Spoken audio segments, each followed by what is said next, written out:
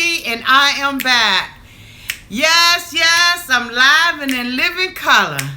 Coming out here for my nieces and my nephews. Showing some love to, yes, Becca K, you are first. Hey, Kelly Rollins.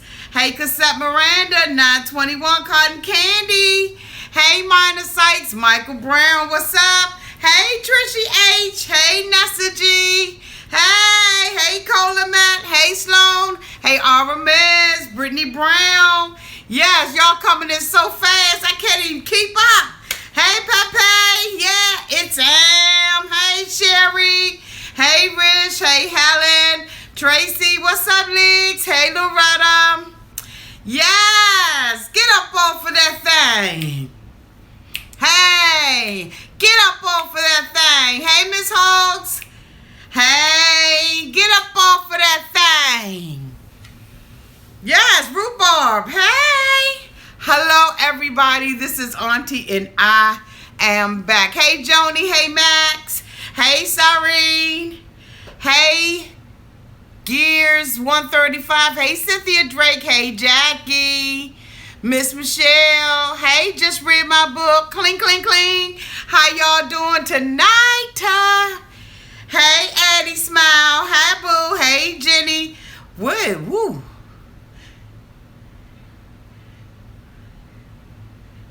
Oh, it was technical difficulties. I was just coming out to let you all know that I was coming out tonight, so you didn't miss nothing, sweetie. Trust me. Don't be getting on the phone with your mama, girl. You could have came back out later on. Oh, yes, you could. Anyway, this is Auntie. Thank you all for being out here tonight for our live chat and nightcap, talking all things 90 Day Fiancé. Thank you all so much for understanding what I was going through yesterday. Hi, sweetie. That's a long name. Yozia, Addie. Okay, you stopped what you was doing too, Addie. Okay, God bless y'all. So anyway, I wanted to make sure that I came out here and talked to you all about all things 90 days fiance. Cyrene said, where's Ian? He's usually out here on Sunday night. So yes, we are doing better. I just wanted to say thank you all so much for your loving and your kind words during our time of grieving. I am still, feeling the residuals, not, getting up in the morning and him not being here to have coffee with me and letting him out the house and walking with him in the morning and all of that kind of stuff. So this morning was a little hard. I tried to go to work and I just couldn't stay. And so I came home and I got some good old rest and some sleep. And I realized that Boo Boo would want me to go on. He was, like I said, my biggest cheerleader. And he would want me to go on. He would not want me to stop. Anytime me and my daughter weren't feeling good for the day, he would always be the one to try to nurse us back to health with licks and kisses and all that kind of stuff. Y'all gotta excuse me. For some reason, y'all gotta excuse me. If I'm doing like that, it's because I done got this gnat in the house and I can't get him out.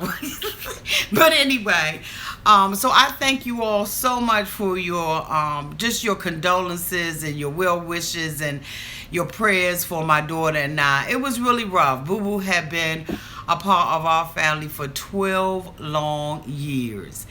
And it was very sudden. He just took ill on Friday when my daughter came home from college, and he went downhill really, really fast. And I think that there were some things that had been going on with him that he didn't really show signs of. Hey, Wanda.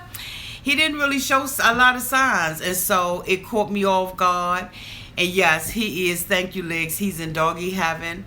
And I told him that he can now be the big dog that he's always wanted to be. He always thought that he was a Rottweiler or a Pit Bull or a lab retriever, and really he wasn't. He was a dash hound mixed with a Yorkie. So he had little teeny little hot dog body and hot dog legs with a Yorkie face. If you all are my Facebook friends, you'll see the video tribute that my daughter did to him.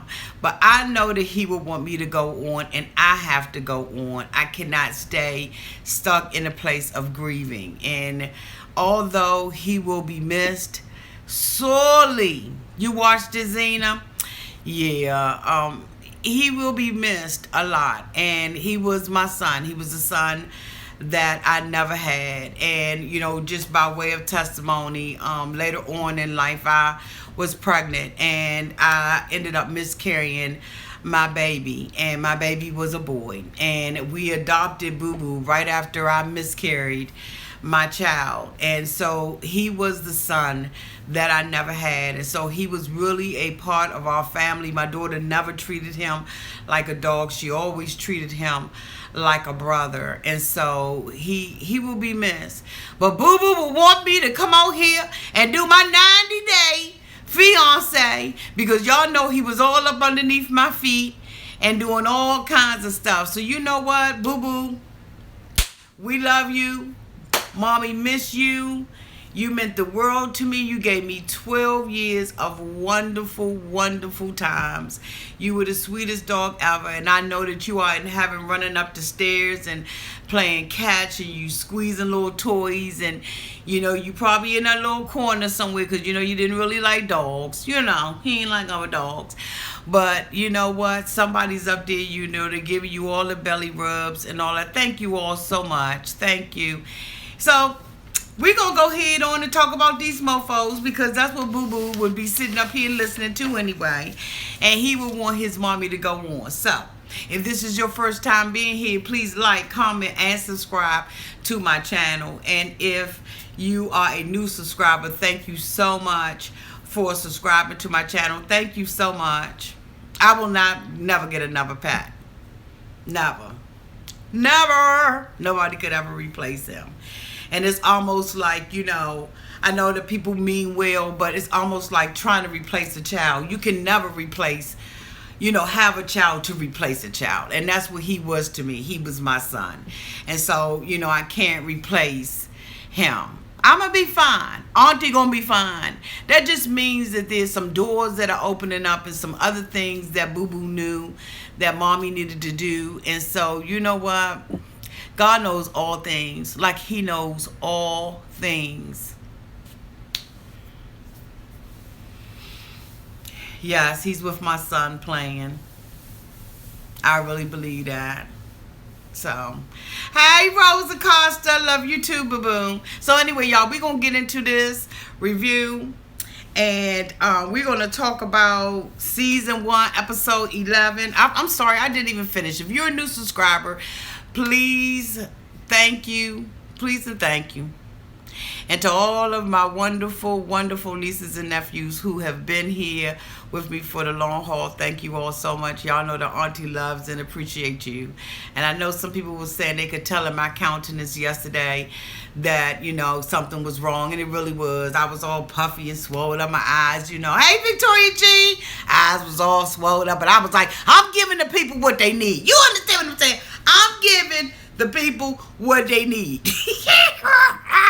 So anyway, y'all know what, we're going to open up with a cheers and a dedication of Boo Boo. I made sure I got my little doggy glass for the fall. That's right. Rest in peace, Boo Boo. Hey, Nerdy Jane. Hey, Chloe. So, in dedication to Boo Boo and to all things 90 Day Fiancé, we are going to say cheers. Cling, cling, cling, cling, cling, cling, cling. Thank you. Yes, we got some beautiful new people. Thank y'all. Cling, cling, cling, cling, cling. So anyway, y'all, we see Paul. She said, my husband is bringing me my glass. Hey, husband. Hey, Victoria G. Hey, husband. Oh, hey, what's up, Patricia Grayson? What'd you say? What's up, Skillet? Biscuit, Skillet. Okay. So we open up this episode, y'all, with Paul. Okay. Paul, hey Tracy. Hi, boo. Parole Paul. Okay. So, he's over at the apartment and Karine is outside, basically playing hard to get. Karine already know that, basically she's going to get back with this crazy mofo. She knows that whatever he has to say out of his mouth, she's going to accept it. Because after all, she has one goal in mind. And that goal in mind is, okay, medicine shoes. Okay. But, she basically, that's right, Nerdy J. She's got the green card in mind. So, hey, Donna Dixon, so it doesn't make a difference what he says to her. That's exactly what she wants. She wants that green card. So, basically, that, Paul, of course, because he was up in the forest, he didn't get his cell phone taken from him. You understand? Y'all don't forget to hit that thumbs up button when you come inside. It's 64 people that I can see on this side, and it's only 12 thumbs. Go ahead on and hit that thumbs up button. So, anyway, okay, she's too invested. All right, Kirk. So, anyway, so, basically she's like, Paul is like, I want to apologize for, what I did and all of that kind of stuff. And, she's like, okay, Paul, basically, I just want to know, are you capable of hurting my family? Hey, L-Wise. Hey, Quay Styles. Thank you for thumbing up, baby. Can you hurt and will you hurt my family, Paul? Paul like, no, I ain't gonna hurt your family. You know what I'm saying? I'm just an arsonist. You know what I'm saying? I like to burn up my own stuff. I don't like to burn nobody else's stuff up. I want to burn up my own stuff. So, she's like, okay, well, will you promise me that you will, continue to tell me the truth? Because, hey, Stacy, because basically, hey, Cosette, Miranda, hi, boo. So, basically, he's like, I'll be honest with you. From now on, I'm going to tell you the truth. I don't have a reason to tell you a lie. Yes, he do. But anyway, he claimed that he don't have a reason to lie to her anymore. And so she's like, okay, well, if you ain't going to lie, then you know what? Forget it. I forgive you. Paul and Karine are meant to be together. It is what it is. Sometimes you got them little weird couples and they stay together and they get together and you don't understand, okay?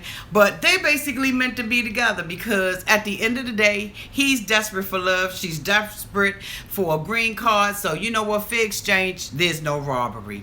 Basically, let her go on over there. Okay, yes, Ed Powers with the fire, okay? Okay, you knew. Hi, welcome, boo. So it's like, okay, do what you gotta do. And so he says, well, would you go back with me? And she's like, yes. It just amazes me the length that people will go to and go through in order to obtain what they want. And it's almost like, I kind of equate it to us having jobs. We work jobs sometimes that we just, we don't like. And we work them because basically it's a means to a means. And so for her, hey Moonsaw, welcome boo. So, basically for her, this is a job. It's an occupation for her. She's doing what she got to do in order to, hey Debbie Vogue. Okay. Yes, Charlie Cox. It is unreal. You know what? The camera crew couldn't do anything. Hey, Natasha Baker. The camera crew really couldn't do anything because look, at the end of the day, we saw the guy run up on Karine. Give me your cell phone. Give me your cell phone. But there was a whole lot of stuff that was going on. And they were being attacked and ambushed from the back. Because if you look at it, you can see that they was coming from the back and ambushing them. So basically, I know I was so excited I had to jump out of my bath. I said, Auntie is on live. Hey, Kimberly Chapman. Hey, Cece. She didn't get it. You know what? I never saw her get another phone. They still was going back and forth with Paul's phone.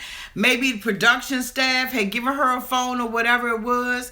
But she probably lost all of her contacts in her app, that she met him on. She probably lost her app information. But she'll restore all of that stuff. And Paul will make sure that he leave her $2.50 in order for her to restore, all those things that she had lost. He seemed really remorseful. When she forgave him and he sat there on the television and Paul cried like that, I was like, hey, Barbara Hobbs, good to see you too, boo. My chocolate thunder, hey, you knew too. Hey, Sherwood 991, girl, I was wondering where you, hey, Anita Lake, hi, it's so many of y'all out there. Oh my God, I could just like shout y'all out all night. But,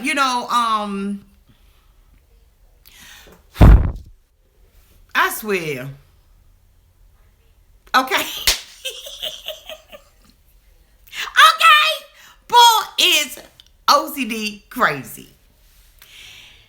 It's so many things I could say, but when he sat there on the television and he cried because he finally had a woman who, yes, Paul cried. I love you too, my chocolate thunder. Okay. Then we have fun with them ice cream flavors, but y'all ain't taking over my channel tonight. Y'all hear what I'm saying? I will snatch my glasses off in a heartbeat with y'all tonight. Bloop. So anyway, Paul, when he sat there, he cried. I felt so bad for him because I was like, he really probably hasn't. Hey, Pollyanna Principal, this is your first time? Thank you, baby. Okay. Cynthia Drake said Paul's left brain is looking for his right brain. I wonder if Paul's going to weave and get. Okay.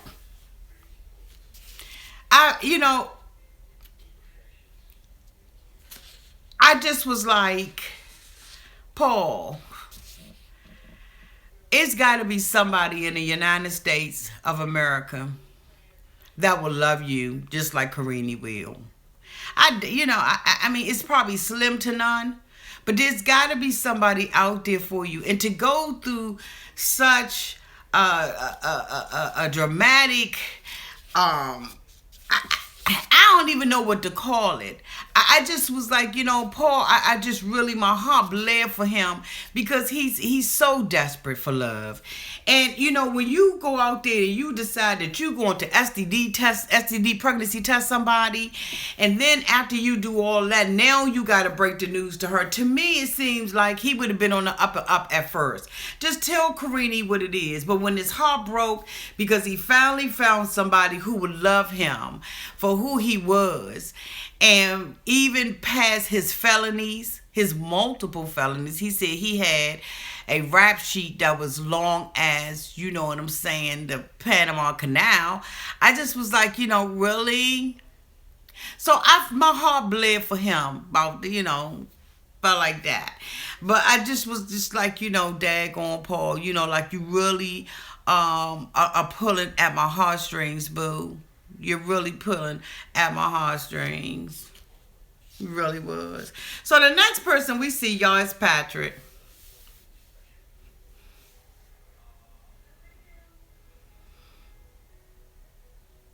Patrick decides that because that Miriam is his tour guide and she's spending time with him, that basically there's room for him. He says, I didn't even think I had a chance with her because she said that she had a boyfriend. But since she decided to spill all of the tea, about her boyfriend, I feel like I have an opportunity to be with her. And I'm saying, boo, you need to take them little baby bottle cleaning twists that you got on the back of your head and sit that ass down.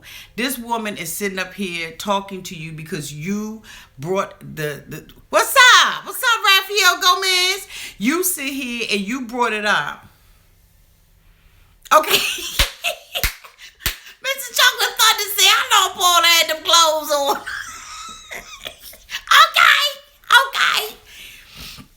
Okay. Y'all know Paul's twist look like it'll clean out a baby bottle. You know the little things that you put down up in the bottle, and you know, you do it like that, you know, to scrape the formula and stuff like that. Auntie, I'm so sick of Patrick. He's the type of person who will use what you say it gets. And talking about American women. Talking about American women, okay? Now you sitting up over there, you looking like a fool. She told you a little bit. She showed a little bit of vulnerability because she felt like you were going to give her advice that was going to help her in her relationship with her boyfriend. Instead, you turned the information around to use it against the boyfriend. She had already said to the producers, I'm feeling a little jacked up. You see what I'm saying? Every time he F up, I laugh. Okay.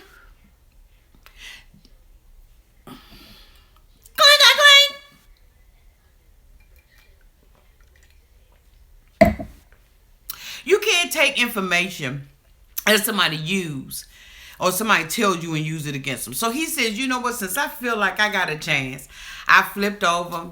I ran down the streets of Paris like Rocky Balboa. I'm doing what I do.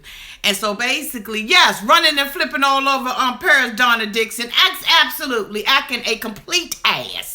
So, you know, he feels like, you know, he did all of that. He gonna switch it up, and now he gonna do it his way. So he gonna take her to, you know, the MMA.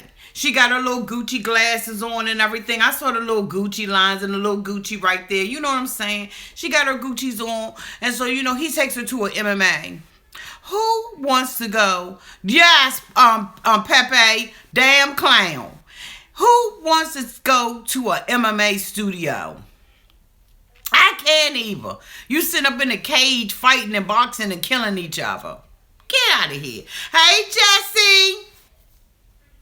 Y'all, Jesse is out there. Hi, Jesse. Hi, Jesse. Hi, Jesse. Hi, Jesse. All the ladies. There's Jesse. There's Raphael. Raphael is cute, y'all. He got a cute little picture. Hey, it's a love connection. It's a love connection. It's a love connection. It's a love connection. Hey, Jesse. Hey, Jesse. Hey, Raphael. I think Pepe. Yes!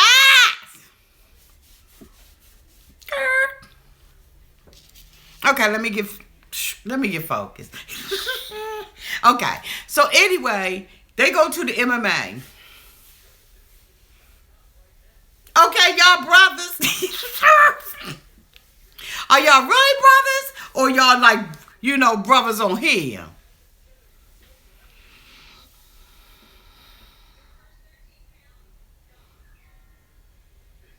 Okay.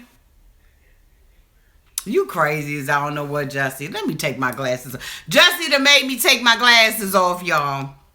So anyway, he sits out there, right? He takes this, you know, this girl to an MMA. And so now they at the MMA studios, and he's talking about doing some kind of move where he's going to, you know, get close to her. And this is not what she wants. If you notice, when he was pulling her close and saying, put your arms around me, her arms was like this. She's like, where? Where? Like, ew, like, ow, like, oh, like, gross, like, oh, like this last thing, oh, I ever want to do is touch you. How embarrassing that had to be for him. Then when she says, you know, she couldn't get it and Paul want me to do like this, she said, what the F? You know, they bleeped it out. She wasn't interested in what the man was trying to do. You know, every woman isn't into that kind of stuff. You know, some of us, we like to be intellectually stimulated. We don't need you to do flips. We don't need you to act like Rocky Balboa. And we absolutely don't want to go to an MMA studio. That's not what we want to do. We want to be romanced, and we want to be talked to, and we want to talk about, you know, things that interest both of us. And I want to get to know you, and I want you to get to know me. And so what I don't want to do, you know, with my fast self is be sitting up in the MMA studio. But anyway, I digress. She goes, she tries to move, she wouldn't touch him, she was just grossed out by just the touch of him. He probably stink. Like Pepe said, I mean, how long has he had the outfit on? You understand what I'm saying? And so she's like, I don't want to do this anymore. So he said, okay, I can see she not really feeling it. Then he steps back and says, are you hot? No, I'm cool. Trust me, I'm cool. All this is cool. None of this right here is feeling you, Patrick.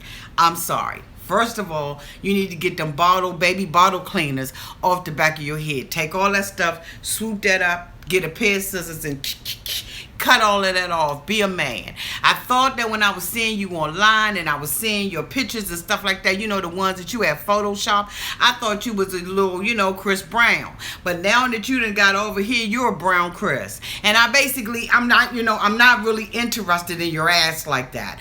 Like, for real. So, you know, basically, he tries to do other things and she's like, look, let me just shut this down. I can't do this anymore. So, you know, basically they walk out and everything, and she's like, you know, hey, look, I'm not feeling good about this. And he's like, what? You know, you told your sorry boyfriend? She's like, you know, I'm having a problem with my boyfriend about Patrick, and I'm having a problem with Patrick about my boyfriend. I haven't talked to him in a couple of days, and I'm a little worried about this. And here comes Patrick trying to use her vulnerability to his advantage to manipulate a situation and make this dude look bad so he can make himself look good. And you know what? Basically, Miriam was smart enough not to go for the okie dokie. And I really respected that out of Miriam. Hold on, y'all. The crap is that? Oh, okay. So, you know, she's basically, you know, I ain't going for it. I ain't with it. Patrick is a bum. Hey, Rico. You know I'm going to have you up out here refereeing these kids out here tonight. Okay, that's what it was.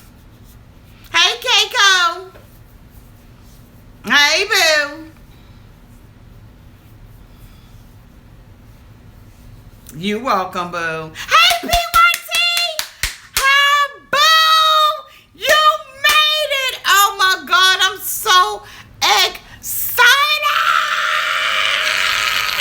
Okay. PYT, I'm so excited that you made it. As you all know, she or he, I'm not sure what, I think it's a she, is a police officer and hardly ever has the opportunity to come online. Thank you so much for coming online, boo. Yeah, you done made my day. Yes, boo. Oh, it's a she. Okay, I thought it was. Like, yeah, bloop. Hi, Bam. Welcome back. Hey, Quay Styles. Okay. Cling. PYT.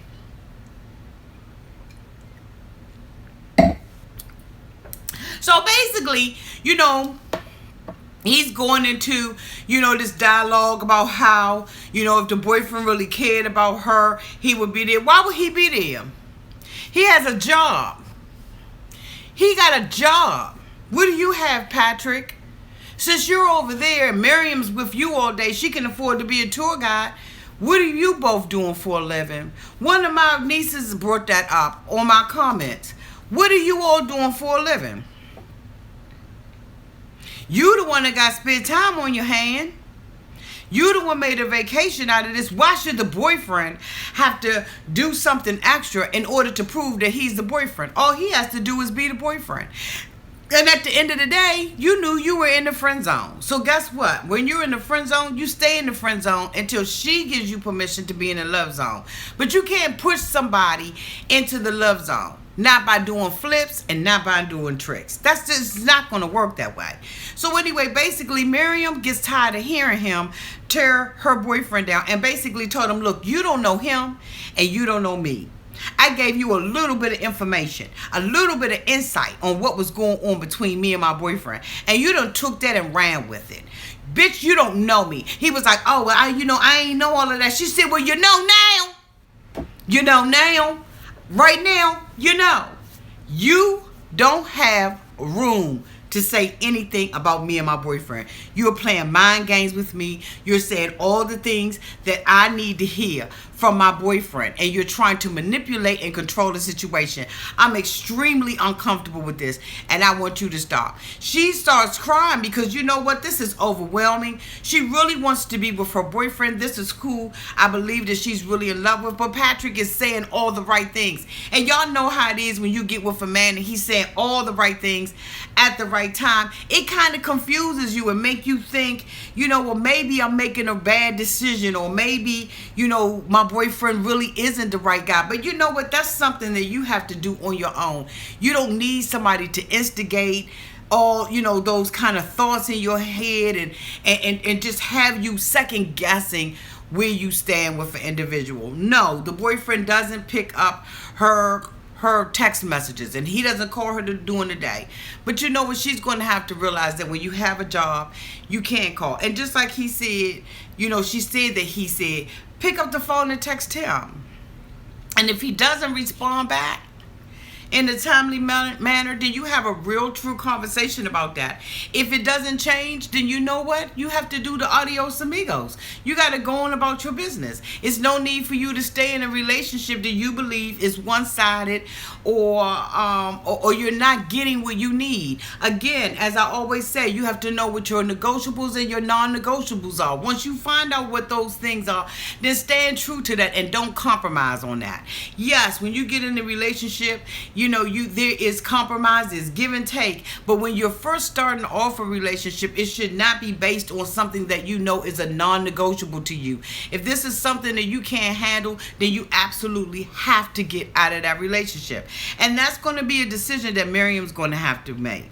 After Miriam really shows Paul, basically, her back, and gives him her ass to kiss, then he realizes, okay, I've crossed the line. Now he wants to sit up there and pinky swear with somebody and be apologetic.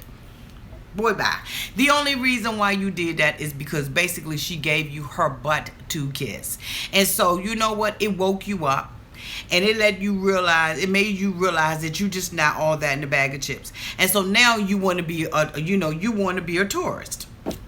That's what you should have been. Be a tourist. You ain't got to be a clown.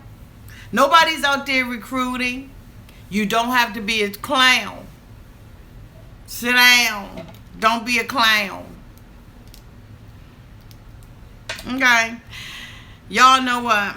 The next person we see is Courtney. Lord help Courtney. Look, I'm telling you, I just want 5 minutes in a room with her. That's all it would take is 5 good minutes sitting in a room with Courtney. 5 minutes in a room with Courtney. 5 minutes, Courtney. Give me 5. I got 5 on it. Okay. Courtney is sitting up there in Antonio's small little box room, and she's thinking that she's in love.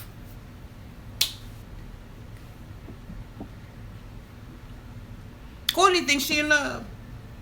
Antonio and his boy, they made sure that he got what he wanted from her.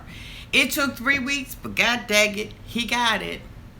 She feels like, I'm glad that I waited. I'm glad that, I didn't give it up to him the first week or the second week, but I gave it up the third week. I'm so proud of myself. This is the longest that I've ever waited in order to get the D.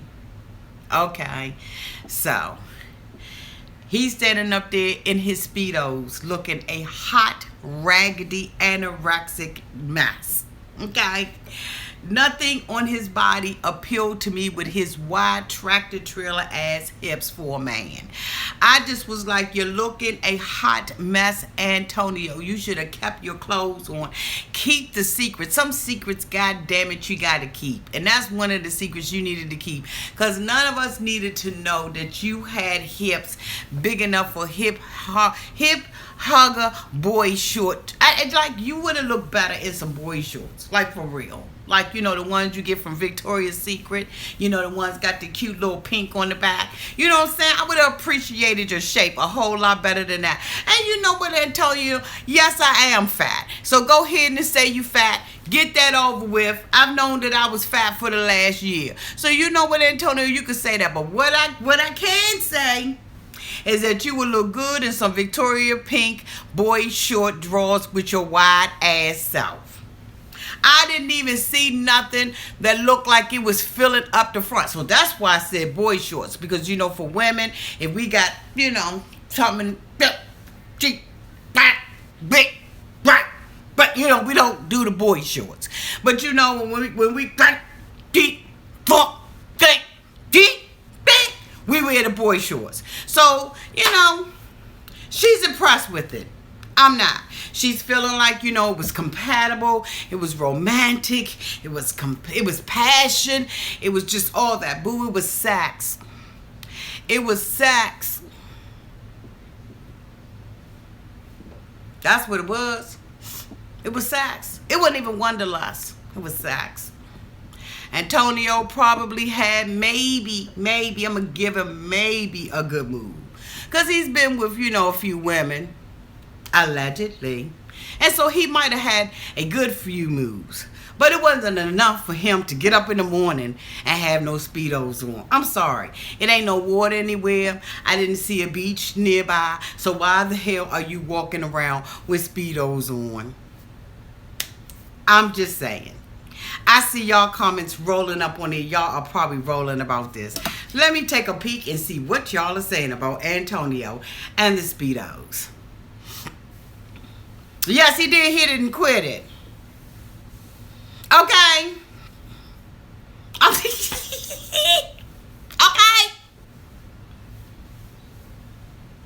All right.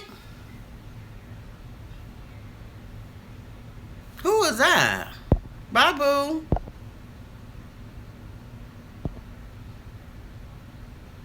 Did I get the right person? Who was that?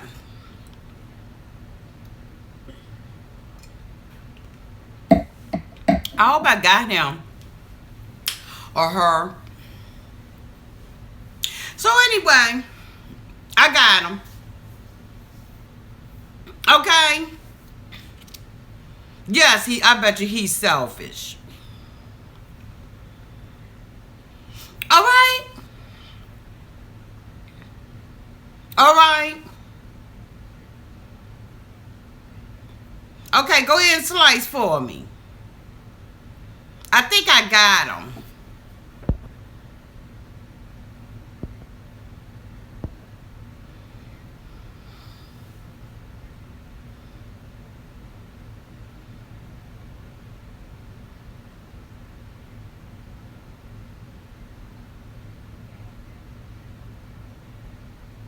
Okay. So I think I got the trolls. Okay. All right. So, basically, he's talking about her and, after he done got the, the wound tang and everything. Hey, Dr. Loving. Hi, boo. So,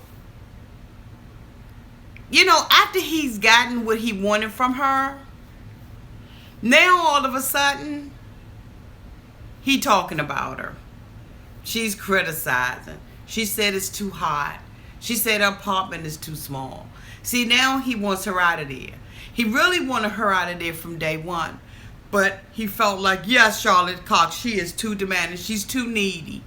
Women, y'all have got to stop it with this needy stuff. Men don't like a needy woman. I don't even like a needy man. Like, I can sniff them out just like that. So anyway, he's talking about her like a dog now because after all, he done got the goods. There was nothing else that Courtney could give to him. She couldn't stimulate him. She couldn't change him because after all, you can't change a grown person who's set in their ways. She let Samuel talk her draws off of her, and Antonio got the benefits of those draws being talked off of her. And it's just unfortunate that this girl allowed herself to leave the United States with not enough money, number one, to stay in a hotel by herself. And see, the thing about it is, you cannot sit and impose yourself on somebody else. And I was talking with someone today. Who does that? Like, who comes to my house and says, Auntie, I'm going to come to your house and I'm going to stay with you for 6 weeks? No, you're not. You're not going to come and stay with me for 6 weeks unless you family, like you blood. And so other than that, what she needed to do was get her a hotel.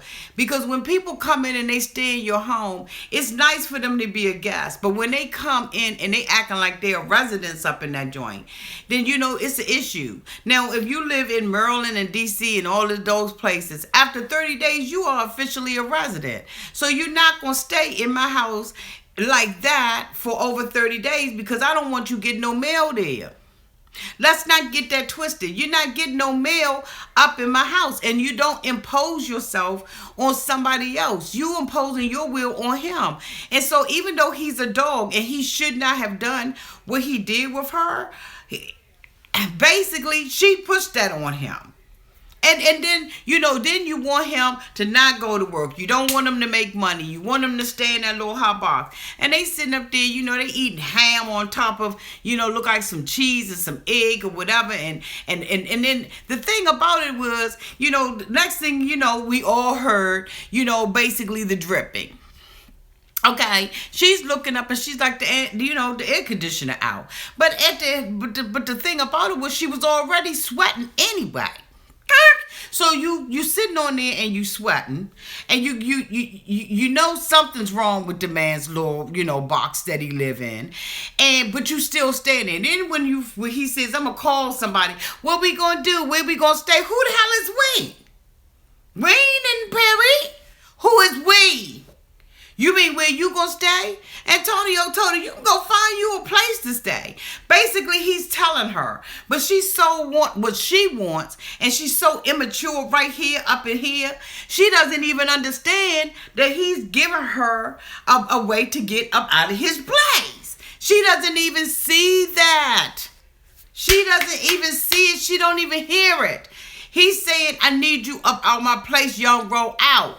So you know what? Basically, he don't even care. He feel like, okay, you know what? I'm going to go ahead and let this air conditioner stay broke. I'm going to go over here and stay with this boo-bop because, daggone Will, he didn't stay at his mother's house. Come on, Antonio. Come on.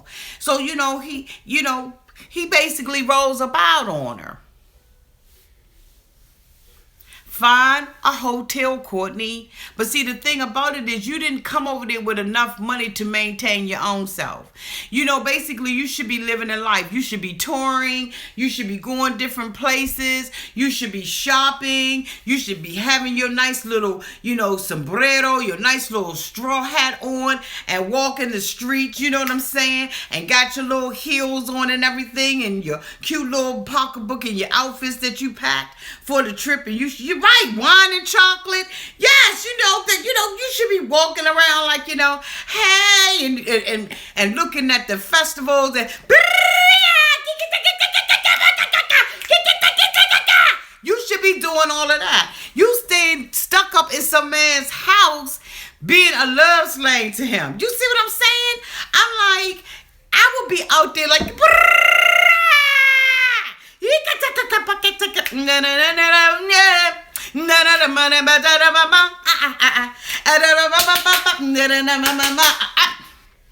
having a ball, buying stuff with my paycheck that I ain't even got yet, swiping credit cards that I don't even have a balance on, just swiping and shopping and just sipping and oh yeah, yes, ooh, snapping, hey, got my selfie stick. You know what I'm saying? I would just be doing all the stuff that I wanted to do. I would not be sitting up there being some slave to a man, to what he does, to his time schedule, to all of that. I would definitely be living the life. You live to take a trip like that. Some people never have been out of the United States. And you get an opportunity to be out the United States and you stuck up in somebody's room. It's not even as big as a hotel. And then you know what? It's nothing like traveling and being in a nice hotel and having a concierge and a doorman open up the door and you walking in, you strutting. You know what I'm saying? You're like, hi, thank you. And you push that elevator, ding. And you go up to whatever floor you're on and you swipe that little card key and you walk up on there. You know what I'm saying? Hey, Shelton, welcome, boo. You know what I'm saying? Hey, Sloan, O-E-S. Welcome, y'all. See all these new names. Y'all go ahead.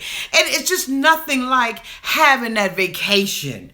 It's nothing like being out there and it's just a wonderful life. Like it's nothing like it. And instead, you up in somebody's apartment who tells you to open up a window.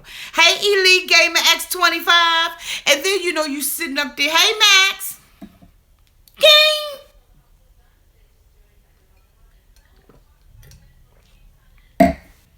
She goes and tells him, let's go and get a fan. Like it's a Walmart nearby. You not in America? He don't want no fan?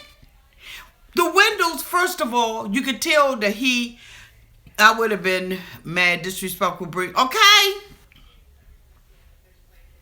Yes, Susan. Valentino. You go ahead over to 5 stars. That's how you do it when you go on vacation somewhere. You just stay like a queen. You live like a queen and you come back and you be broke. But you live like a queen. You do all the stuff. People have not even been out of the United States. Some people have not even been out of the state that they live in. And you have an opportunity to fly across the world. Who crusty?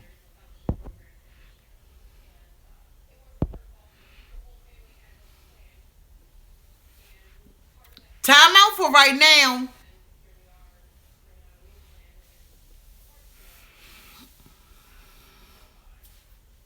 Okay.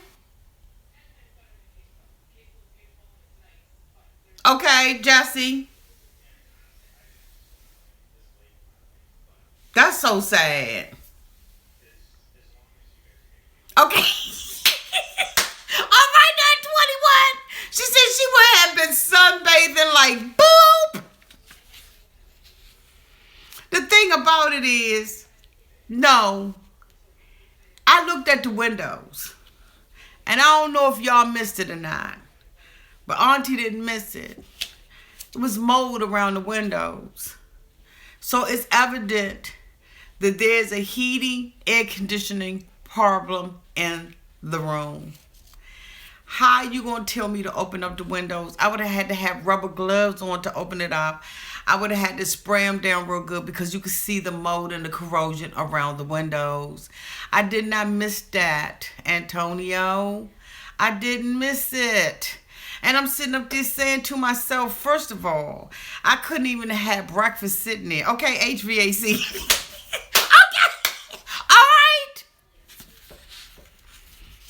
There's no way in the world that I would have been able to sit there and watch that mold and stuff up on that windowsill like that. It's evident that there's problems in that apartment. But guess what though, Courtney? If you had stayed in a hotel, you would have been able to be compensated for everything that was wrong. You would have been able to be possibly upgraded to a suite.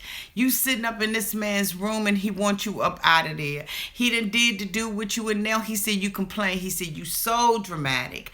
You talking about it's hot up in here and it's 90 degrees. And you know what? And I think that is having some kind of, effect on your eye because your eyes is like really, really twitching. And you got this little cheap little pajama set on. You're not even sexy the night after. You know what I'm saying? The night after you give it to a man, you're supposed to be like sexy and like, all that kind of stuff. He kissing, he singing, he acting like a little child because guess what? At the end of the day, he's already wrapped it up and he feels like you're a little kid. He doesn't have that respect for you that a man has for a woman that he sees as a beautiful woman who is equal to him. He doesn't have that for you, boo. He's already peeped your card and he knows you're a little girl.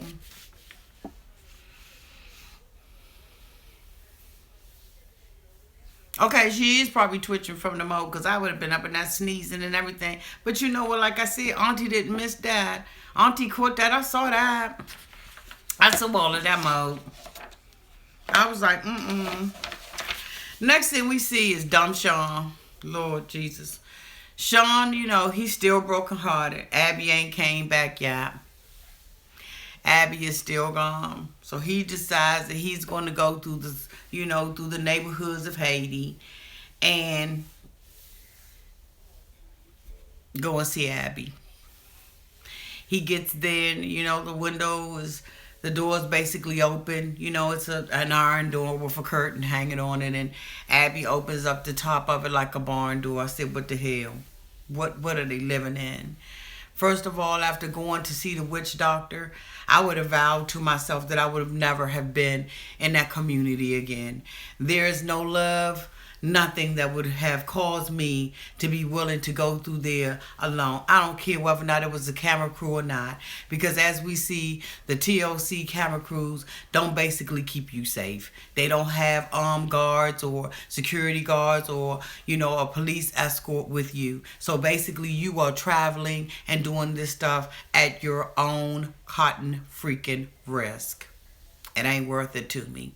But anyway, it was worth it to him. So he knocks on the door. He tells her, basically, hey, I want to talk. Abby was like, hello, Chris. Hello, Sean. Hello, Chris. Krishawn. She done basically gave him another name, Krishawn. Hey, Krishawn. He says, can we talk? She said, yeah, we can. But we ain't talking up in my parents' house. That's right, Krishawn. Yes, Krishawn. Okay. Okay. So, basically, she comes out of the house because her parents are like, Chris is in the back and we basically can't have two men in the house at one time. And so what I want to do is, I want you, when he comes here, to take him outside. But Abby, let me tell you, all of our livelihood is riding on this. So whatever you do, don't come back empty-handed. We need to make sure that we keep Sean in the pocket. Okay? In the pocket. So, she takes him, and they have a little conversation and all of that kind of stuff. And basically, Sean is basically begging her. He's like, I love you, and it's obvious that you're not going to get rid of Chris. So I'm going to adopt this situation that I'm in. I feel helpless, and I feel hopeless as a man because basically you put it on me. You had that snapping turtle type of, woo-woo. And so I really like that snapping turtle. I haven't met anybody in the United States who has that snapping turtle type of woo-woo. And so, I'm whipped. I got the scabies. I'll find that out when I get back to America, because basically Chris already said that we both got to get, you just wanted to be blocked, didn't you? You was begging me to block you. Okay. That's what you could tell. You tell your page off, your channel off the hook when you get them trolls. So thank God for the trolls. Okay. So anyway, she sits up there, and she's got that snapping. That's right, y'all. Give me the turtles. Give me the turtles. She got that snapping turtle stuff, and and it's just, she's like,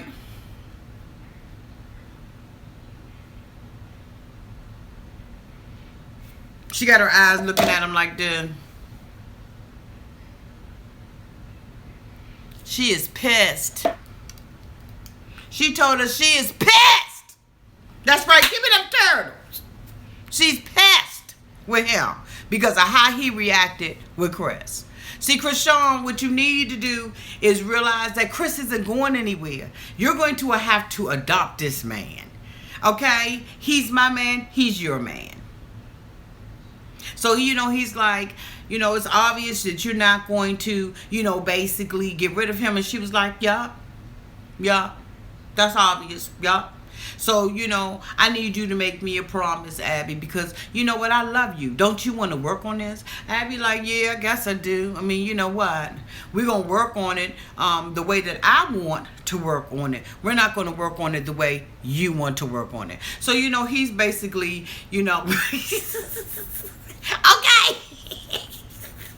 He said, y'all had Maddie Sue. You knew, Abu. He said, y'all is killing me with these turtles. But so, basically she sits out there, and she basically lets him know, you got to understand that you got to trust me. Am I a trustworthy person? Absolutely not. When you go back to the United States of America, you're going to have to be treated for scabies. Chris already told me that I got the scabies, you got the scabies, we all got the scabies. And so you're going to have to go back and be treated. You might as well let it be worth your while. So, he's basically like, well, look, as long as we stay together, I want you to promise me that you're not going to be with him physically. She look up at him like he's plumb crazy. She waits for a little bit and then she decides, okay, all right, I'll give you that. When she's talking to the producers and being introduced by the producers, she already basically tells them, at the end of the day, let me tell y'all, yeah, I love Chris because he's my friend. No. Okay, Abby and Jenny got mad comeback lines. She said, he is my friend, so yes, I love him. But I'm going to go ahead on and be with Sean. I'm going to drop Chris. I'm going to rename Sean Christian. And I'm going to do this all in the name of love for Sean. Girl, Abby, bye. Abby has realized the final goal. The goal is to be in the United States. So she decides to pick love. What love? The love of the green card. You go, Abby. Abby basically got what she wanted out of the deal. Chris is going to be there for 4 days after Sean leaves. Sean is saying all the right things because he realizes that Abby is going to be with Chris. There's nothing that he can do about it, and he's just going to trust her. He says that when he finds out, if he finds out that she ended up being with Chris, then the deal is out. But guess what? He'll never find that out because at the end of the day, her and Chris have a relationship where they cover one another. He was sitting in the truck, and he was talking about, I'm on my best behavior. When are the cameras going off? So, you know what? Chris knows what lane he's rolling in. And then at the end of the day, he's got 4 days of being with her. Now, again, when he comes back, he's going to have to go and see a doctor too to get rid of his scabies because as we all know, Abby is still itching. Abby is still itching. All right. The next thing we see is our boy Jesse.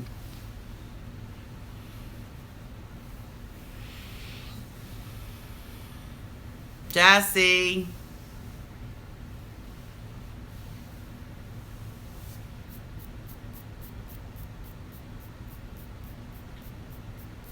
Jesse. Here's the thing. Jesse wakes up in the morning with Darcy. Darcy said, I basically realized why he doesn't want me to drink. I'm cool with that. I'm picking love. I'm picking my relationship.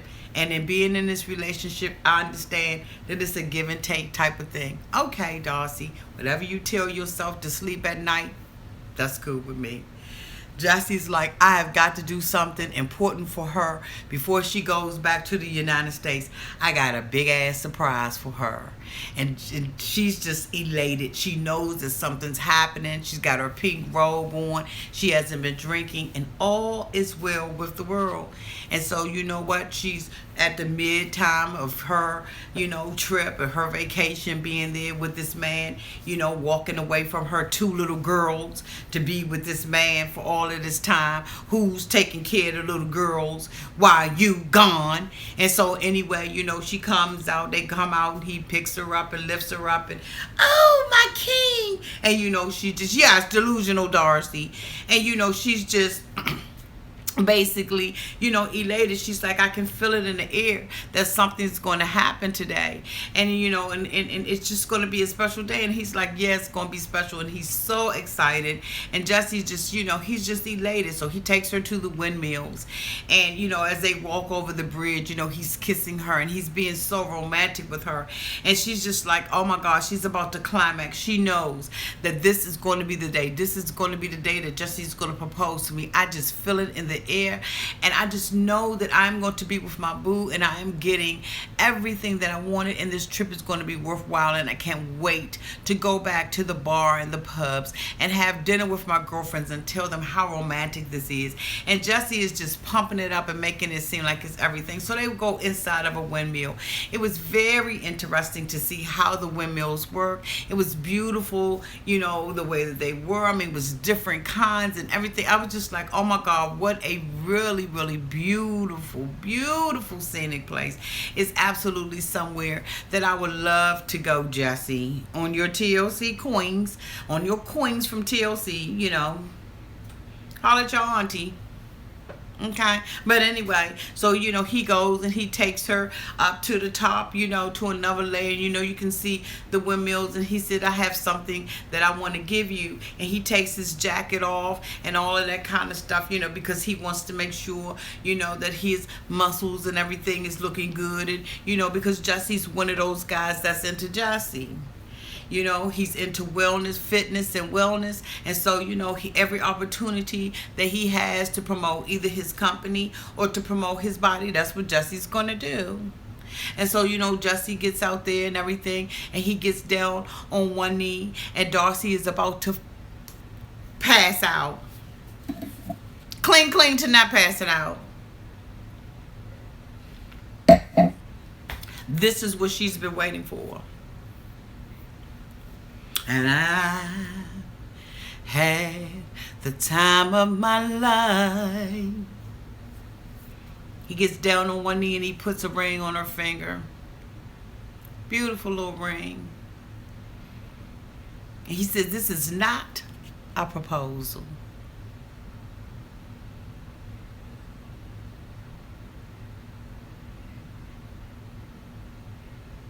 What? It's not a proposal. What? This is not a proposal. So what is this? What is this? It's you were vulnerable. I appreciate you. You've been a good girl. You've been sober for 2 days, and I appreciate you, ring.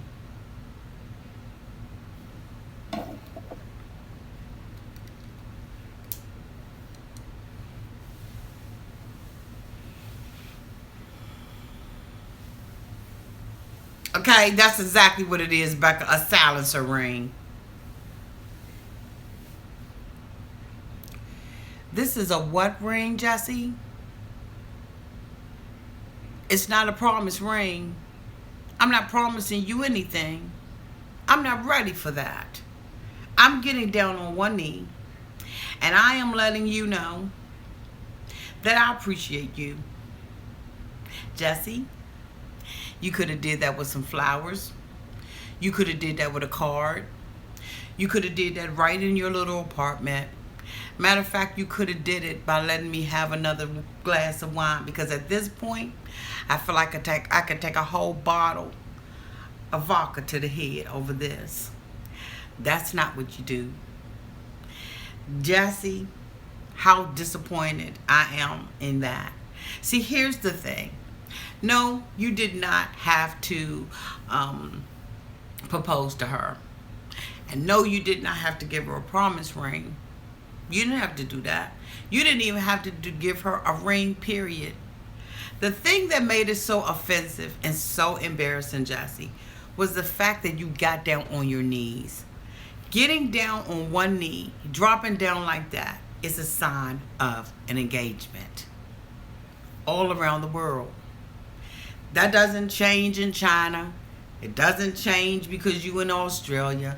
It doesn't change because you're in the Netherlands. If a man gets down on one knee, that is symbolic to engagement.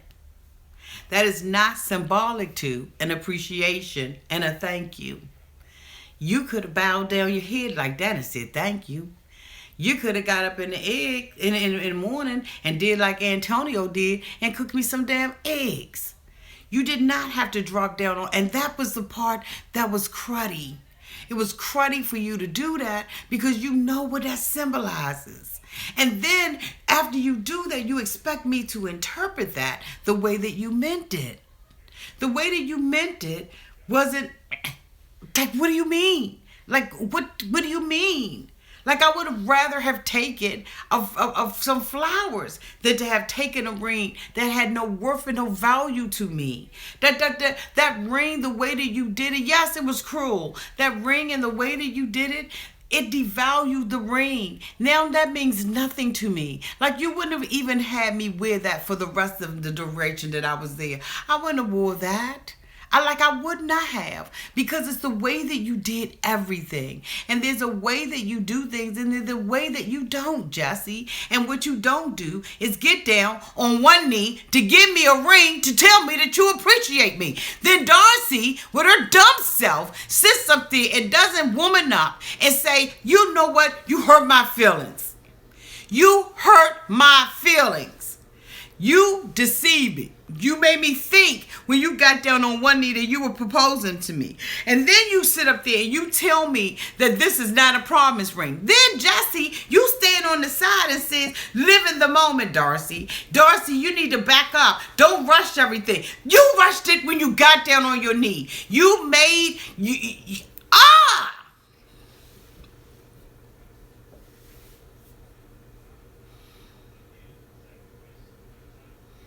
The ring didn't mean a thing. The ring didn't mean a thing to me.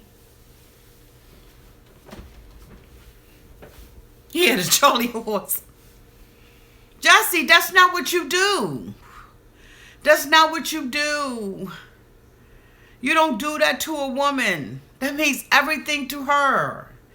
Women wait a lifetime in order to have that happen to them, for a man to get down on one knee.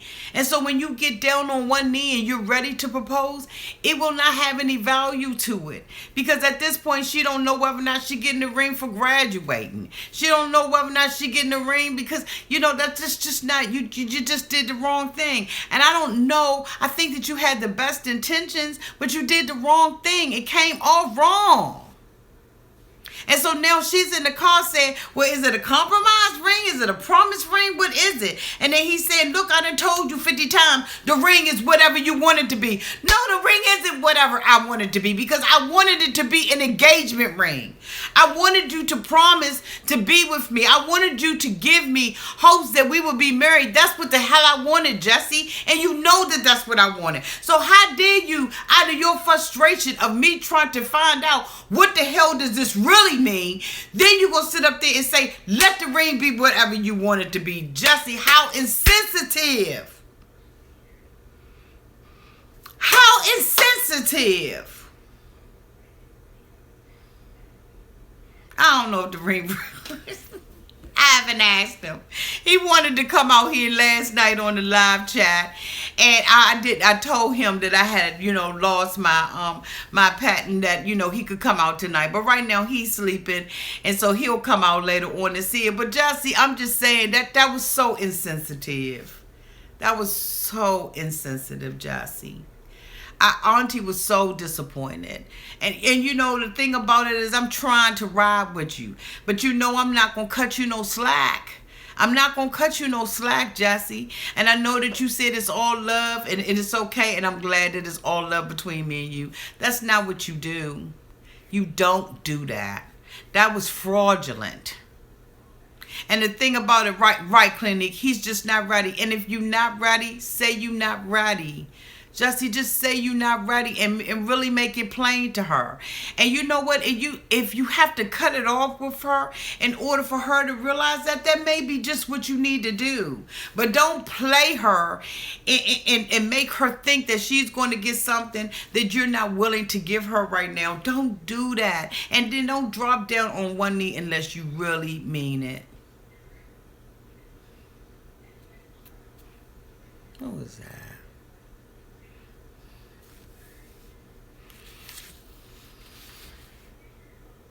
Okay.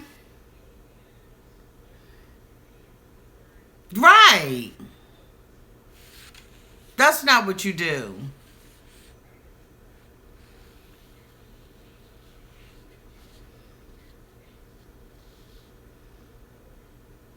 I was too.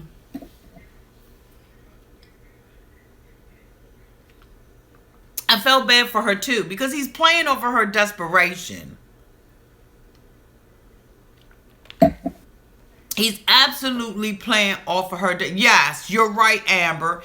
Jesse's age is showing. And that's a sign of immaturity, not knowing what that really is about. That's not what you do. It's not what you do. And I felt sorry for her. For once, I felt sorry for her. I really did. The next person we see is Antonio and Courtney. Courtney is sitting at the apartment and Antonio hasn't been there in 24 hours. Really? So Antonio, according to Courtney, has been gone for 24 hours, said that he was at his mother's house because he had to work and do laundry. What was he doing? Laundry for the village? Why does it take 24 hours to do laundry? And what mother? You mean that mother for you? Or you mean your mother? Because I don't believe that Antonio was with his mother at all. I believe he was with that mother for you. That's who he was with. Right. He didn't come back with any bags. He didn't have any laundry. He didn't have any of that. He basically wanted to get out. The apartment is hot.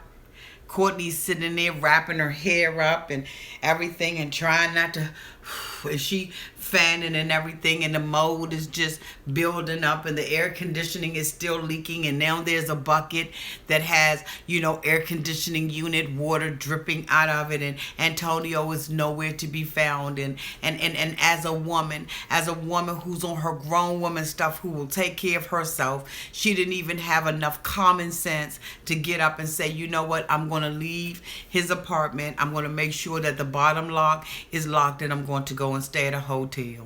She didn't even have enough sense. She sat there for over 24 hours with no key to get in and out of the house, no opportunity to do anything. She probably was eating the nasty stuff that was up in his refrigerator, because how did she take care of herself? Did she get a chance to go outside? What did she do?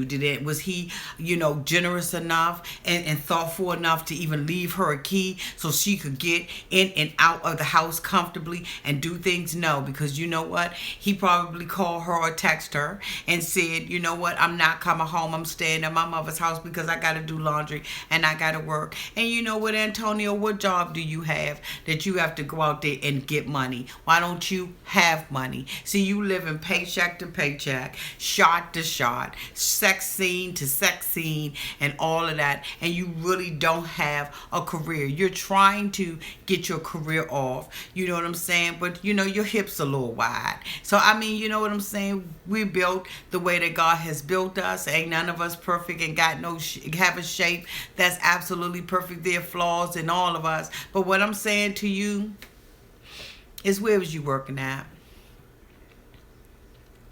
What job were you on? Holler at your auntie and tell me what you was doing, Antonio. Hit me up, DM me, like all the rest of them do. Go ahead and DM me and let me know what you was working on. Because you know what? It was inexcusable the way that you treated her. Even though she's dumb. And even though she's young, you shouldn't have done that. So you come back in like ain't nothing happened. Nothing. Let's go flamingo dancing. See, you was testing the waters when you came in. You wanted to see where she was. But see, Courtney, here's the thing. A grown woman would have said, okay, come on, let's go flamingo dancing. But what he wouldn't have known was everything in his house would have had a half of a sleeve and a half of a leg. I would have sat up in there just as nice and hot and told him that I was looking for a headscarf and a couple of bandanas. And I saw a pair of scissors. And I don't know how I cut half of the leg off of all of your pants. And I don't know how all of the sleeves on your shirts accidentally got cut off. I don't know why the collars on all of your shirts now have a V-neck in the front and a V-neck in the back. I don't know what happened. For some reason, somebody came in here and just cut all of your stuff up.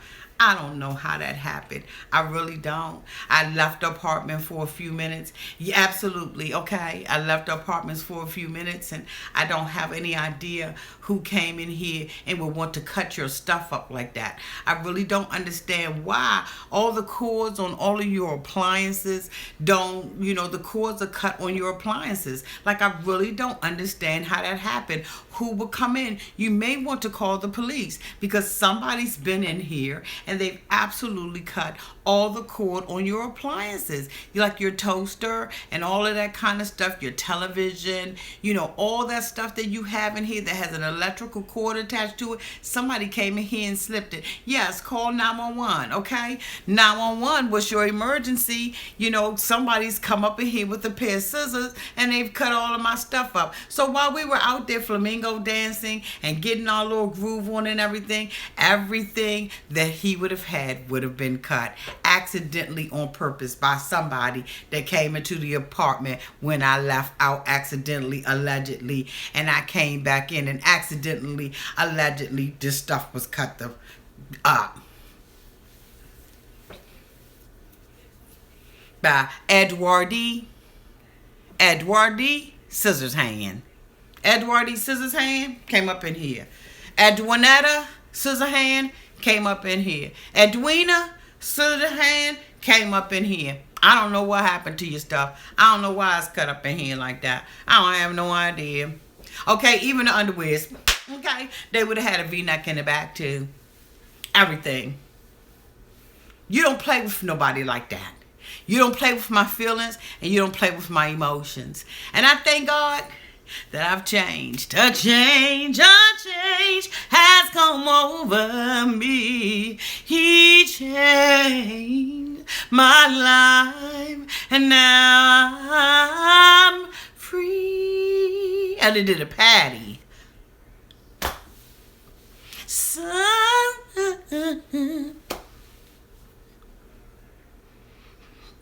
Good thing I changed.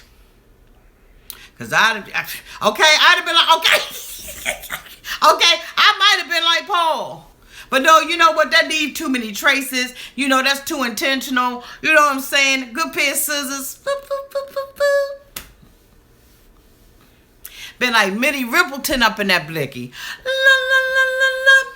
La, la, la, la, la. La, la, la, la, la, la, la, la. Soo-doo-doo.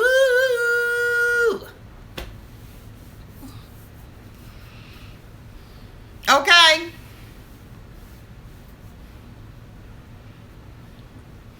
I don't know how it happened. But let's go flamingo dancing. But instead, she shows him that she got an attitude. She shows him she's hurt. She sits up in there and drinks. Drinking is the last thing you need to do when you mad at somebody. Your mind got to be clear. Because what you want to do is when the police get there, you want to be in your right mind.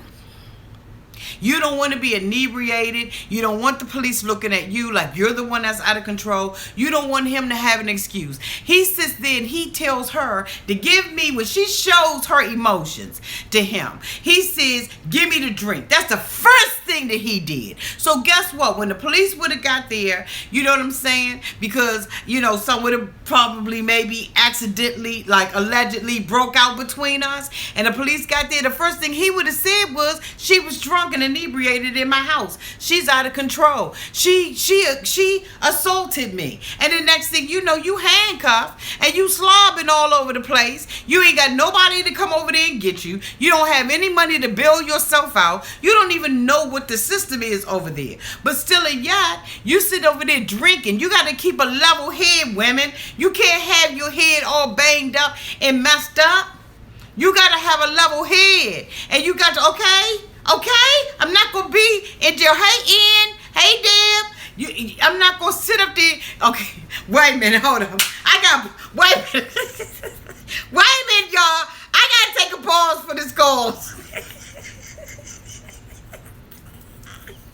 Ian!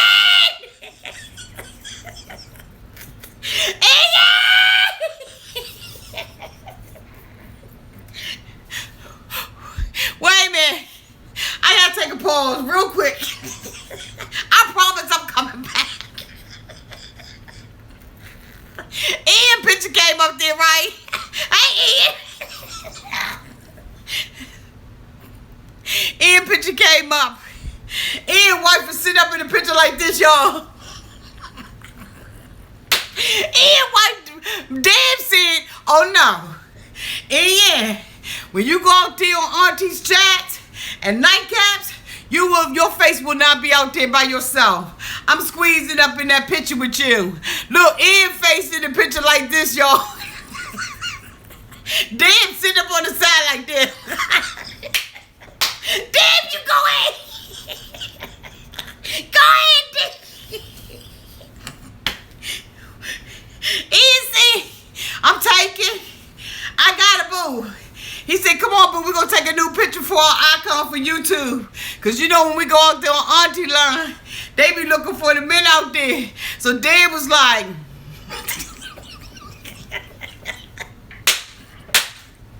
you do what you got to do, Dad. Dad said, I love me some Ian. That's my boo, and I'm keeping my boo. Y'all is not going to be, okay? Look, he said, get close. That's Dad said, I'm up in there. She said, last week, when Auntie came out, I was on Benadryl. I was going in and out. And I thought I heard a couple of women asking about Ian. But this week, I said, you know what? I'm going out there with my man. I'm on that picture. I may not be on it all the way. But you're going to see that you're going to see it's a woman up here on Ian.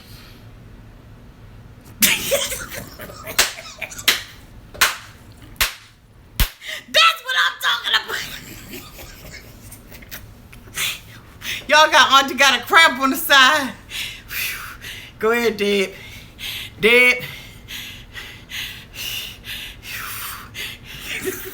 You're my girl. I had to take a pause for the calls. Okay, Mr. Chocolate Thunder. She said, I ain't playing with him. I'm not playing with him. Okay. Oh, I'm sorry, Coastside. Miss Michelle. Red Gal. They out here cutting up. So, okay, let me go back. Thank you. Boo Boo would want me to laugh. He loved my laugh. He would sit and be smiling. Love you, Boo Boo. So, anyway. Antonio. She's like, you know, you didn't text me. He's like, you know what? Text you for what? I came back just in time for us to go to the flamingo party. So, so she's like, flamingo party? I was in here crying. Or at least one eye was crying. But I know something was crying. I was sitting up there thinking when doves cry. Maybe that's who was crying. I don't know.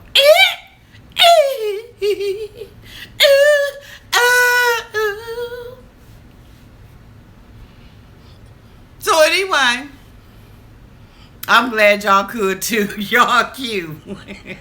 Y'all are so cute. So she's sitting up there and he don't care. She drunk. He sits up there and he's like, why we ain't going flamingo there? She said, because you made me cry. He said, made you cry? When I make you cry? She was like, when you ain't come home. He was like, I told you I had to wash clothes. I told you I had to wash. But you know the apartment is hard. You know, he said, when I told you, you should have got your own room. Boo, bye. Bye. He said, I don't want to be with her or anybody else for over 24 hours. I don't want to be with her. I've already got the nookie. There's nothing else for me to accomplish in this task. There is no other mountain that I have to climb over. I've already gotten everything I could from you. I don't desire anything else out of this relationship. Nothing. She is sitting up there and she's looking like a fool. He takes the drink from her and then he has the audacity to say, are you on your period? Again, women, as I said, men cannot process tears. They do not know how to interpret them. And unless you are a very good communicator, you don't need to cry in front of a man. You need to make sure that your thoughts and your feelings have been clearly communicated with words before you shed a tear about anything in front of a man. I don't care whether or not it's your brother, your uncle, your daddy, your boyfriend, your ex. I don't care who it is. If he is a male, then you need to make sure that you communicate very clearly about what you have to say and how you're feeling. And after you do that, you have to make sure that he understood and heard what you said before you start crying, because tears is a sign of weakness for a man. There are very few men who understand that there is strength in tears. But guess what, Courtney? There was no strength in your tears. It was a pity party that he was not going to join with you. You knew that that apartment was hot. You knew that you were coming over across the shiny seas to see a man that you did not know. You knew that there was a possibility that Antonio wasn't the man of your dreams. All these things you knew, pretty girl. And you know what? You are worth much more than that. But you have compromised your standards, you've compromised your belief, and you've compromised your womanhood.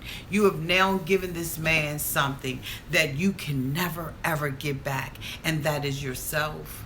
You can't get that back. And now you're feeling lonely. You understand that you have absolutely been captured. And now that he has put it on you and you haven't put it on him, you feel worthless and useless to him. And my heart goes out to you, because you, along with many other women, give yourself to a man too soon. A man who is not worthy of you. He is not even worthy enough to sit in a seat beside you, let alone breathe the same air. Antonio is selfish. He's a Don Juan. He is a guy who is going out into the street to do God knows what to make money. And I'm not going to accuse him of something that he is not, but something is stinking. And you know what? You've been had. You've been bamboozled, you've been tricked, and you've been used. And I know what it feels like as a woman to be used, or to feel like you've been used. You are better than that. No matter how bad you think, you're better than that. So the last person that we see as we wrap up this live chat nightcap is Larry and Jenny. They're still back at the ranch or house or hut or wherever they are. That's where they are. And Larry is wrapping up his conversation with Jenny, who feels like he is just absolutely disrespectful. He did not eat the pig that the family had for him, and he has no understanding as to why she is feeling the way that she feels. Again, she cried in front of him, and he cannot, like many men, interpret tears. He discounts it. He feels like she's being dramatic. You know, that's what men say. You know, you so much drama. You know, you got drama when you cry, because they don't have the ability to interpret that. And what she needed to do was to make sure that she communicated clearly to him that this is part of my culture. Part of my culture is that we feed you so that we can get to know you. This is what we do. And so because this is a huge sacrifice for my family, when you did not eat it, it was disrespectful to my family. But instead, she tried to communicate it, and out of her inability to effectively communicate to him, she cried. He saw it as a weakness and an over exaggeration of the situation, and he threw it out flippantly and thought nothing about her feelings. And this is what happens oftentimes, women, when we do not communicate our true intent or the true feelings of our heart. This is what happens.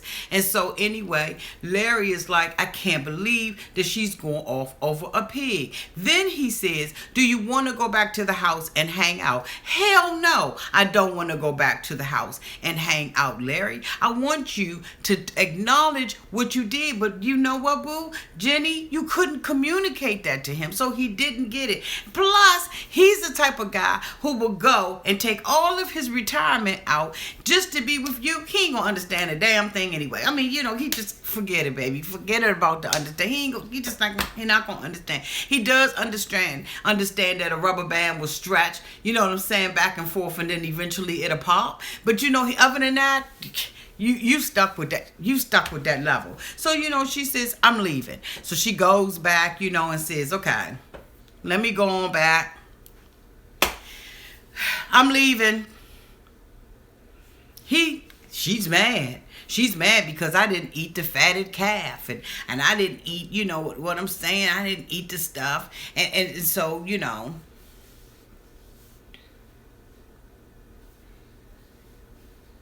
the sister who was instigating everything was like, why y'all leaving? You know why they leaving. You know why she leaving? Because she's embarrassed in front of the family. She's embarrassed. You made it a point, sister. So then, she comes over and everything. She's doing the whoop whoop and the boop. She gets in the van and everything, and they riding. And Larry says, this is bad. She don't want me to stay in the hut. We leaving. Thank you. Gracias. Thank you. Muchas gracias. I ain't want to stay on the floor. I know that's your custom. That's how y'all living. I know that's all y'all can do. But I'm not going to stay on the floor. I ain't going to do it. One thing that I noticed about the men in 90 Day Fiancé that is different from the women is that the men actually go to the homes where these girls live. Excuse me. The women, they don't go to the homes. Like Molly. Molly ain't been to the DR. She don't know how this dude living. She don't even know what his religious beliefs is. All she knows is that he's got a stick in between his legs, and that's what she desires. But the men actually go to the home. Sean's been to the home. Chris been to the home. Larry's been to the home. Paul's been to the home. Patrick's been to the home. All of the men go to the homes, but the women don't go to the homes.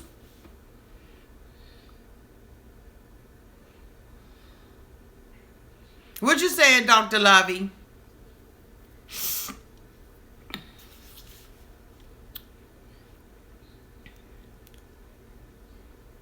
Yeah, Darcy went to the home. She was the only one. And then, Larry, according to somebody, said that he's a vegetarian. Larry said he ain't no daggone vegetarian. He said he just wasn't going to eat the pig. Yes, absolutely, men are attracted to women that they can care for. Men need to feel needed. There's something about them that is embedded in them as boys that they need to be needed. And the thing about it is, when you are a feminine woman, and when you are in touch with who you are as a woman. Now I know that this is going to sound sexist for some people, but when you are really in touch with who you are as a woman, you absolutely know that man, yes, I can pick up a hammer and I can hammer a nail into the wall and I can hang a picture. I absolutely can do that without any help whatsoever from a man. But there's something about when I take that feminine role and say, honey, can you hammer that into the wall for me? Men want to feel needed. They need to feel needed. It is what it is. And I think that when women realize that that doesn't make you less than, and it doesn't take away anything from you, it absolutely gives you more, then we can walk in harmony. There's so many women who walk around with more testosterone than a man has. And I'm not saying that, you have to be weak, because it's not weak. Strength comes from knowing who you are. Strength comes from, okay? Strength comes from knowing who you are as a woman. And I'm not talking about roles. I'm just talking about knowing who you are as a woman. That it is not robbery for my man to do this for me. It is not robbery for me. Yes, I can change a tire. Absolutely, I can get down with the best of them, jack the car up and change the tire. But it means more to a man when I'm doing that. And why have a man in your life if you don't want him to feel needed by you? What do you need him for? Exactly, Charlotte. It's about alignment.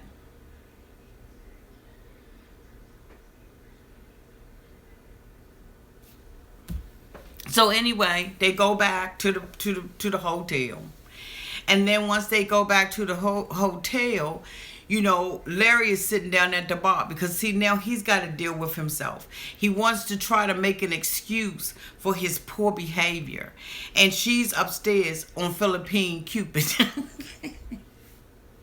She's back on the app. She's back on the app. She's regretting the whole thing. She doesn't want anything to do with Larry anymore. She's done. This is a done deal with her.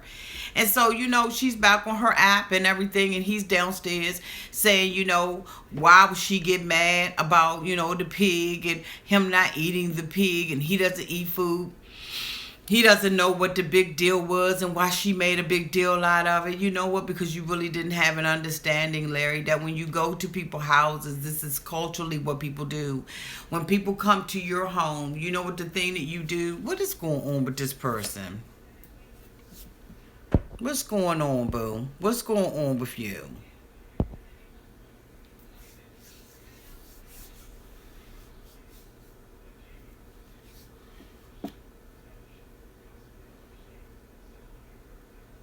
Okay. Yeah, he's not all there intellectually. Okay.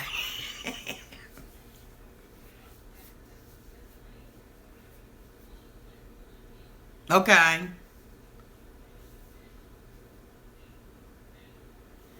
Oh, they have been. I thought so. I just was looking, and I was like, I try to give people the benefit of the doubt, but I don't, because I don't like to be mean and just, like be blocking people and stuff, but I will block you. Like, it's not a big deal to me. I want people who are authentically going to be here. So they've been put in timeout. Let's see, how long it take them to come out, because once they realize they in timeout and that their stuff is not scrolling, or when they come back out, they usually come back fiery.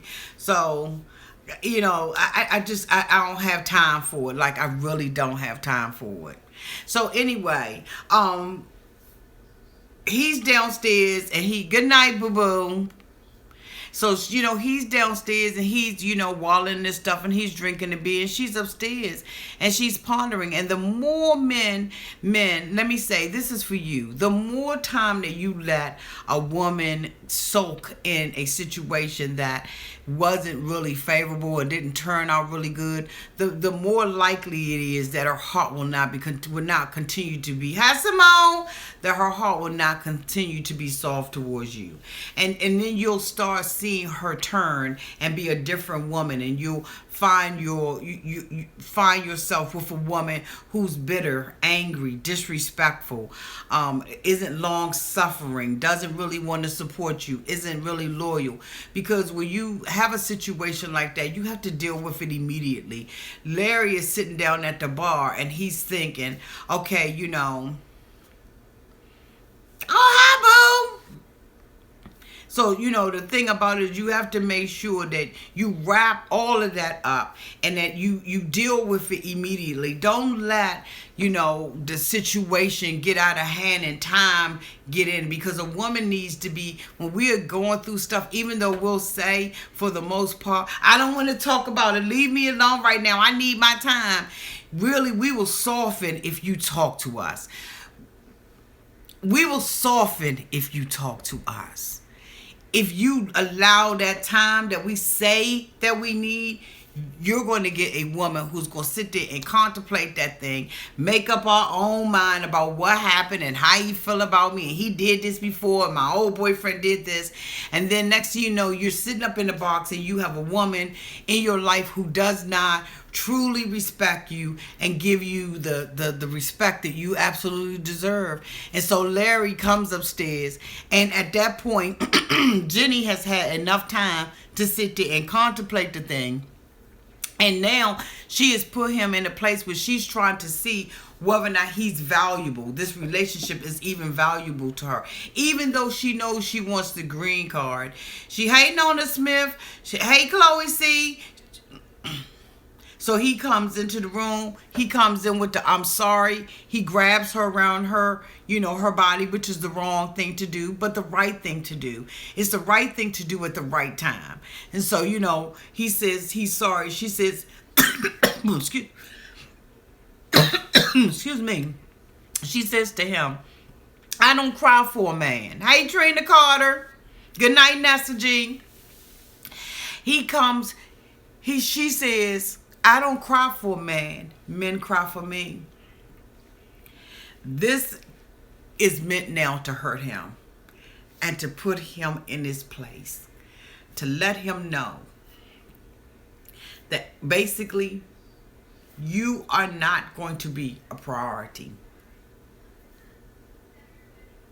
You're not going to be a priority. I don't cry for men. This is letting him know where the rank is. Now she's ranking him in the order of 700, 700 other men to one. Now I'm ranking you. I'm letting you know that you at the bottom. I don't cry for men. Men cry for me. Now I'm giving you an insight that I have choices. See, at first, you didn't think I had choices. I played the game. I lied. I did whatever I had to do.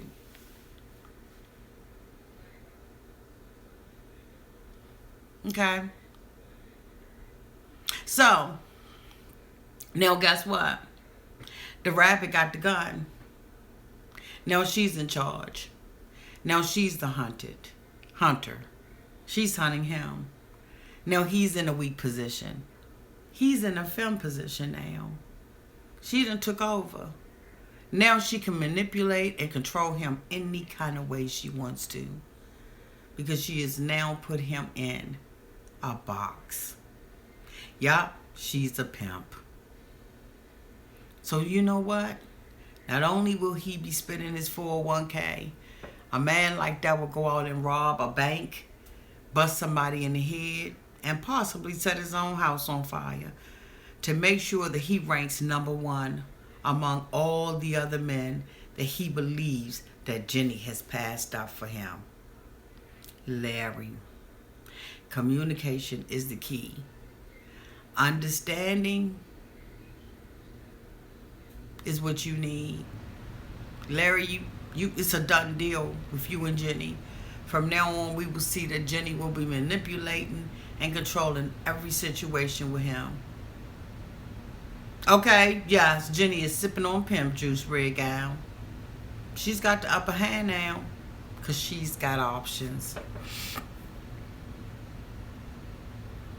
But he doesn't believe that. Larry does not believe that he has somebody else.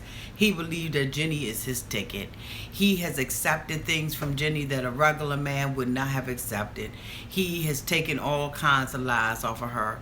He's not confident enough to believe that he can go on Philippine, Cupid.com or .app or whatever it is, and get him another. He absolutely doesn't believe that. What man do you know exhausts his whole 401k plan to go out there and find the love of his life and to be with her? What man do you know does that?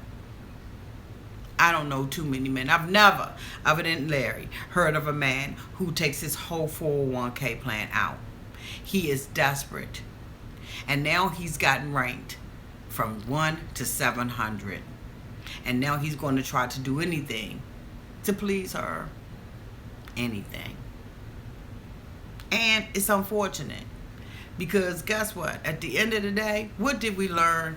We learned that communication is what is needed in order for a relationship to grow, flourish, prosper, and just exist. If you don't have proper communication, you don't have a good relationship. You're starting off on bad grounds. Paul didn't know how to communicate to Karine. He went running up in the woods, and as a result, everybody got robbed. Sean didn't know how to communicate to Chris. Neither did he know how to communicate to Abby. And so guess what? He got stuck with the short end of the stick. And now he has to compromise with the woman that he knows is sleeping with another man.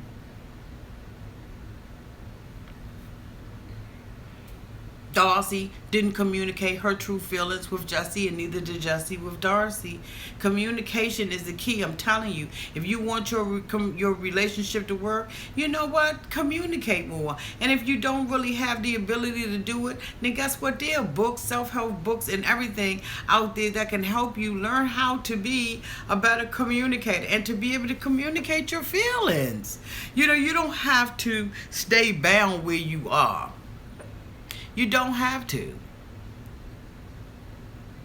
Yes, Paul takes the cake. He just broke a period.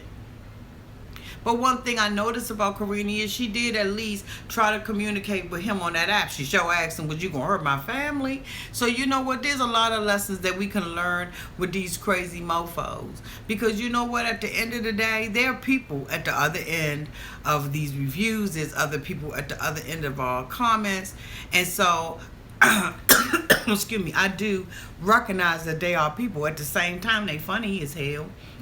And I'm going to come out here and do a review. Auntie, who is your fave?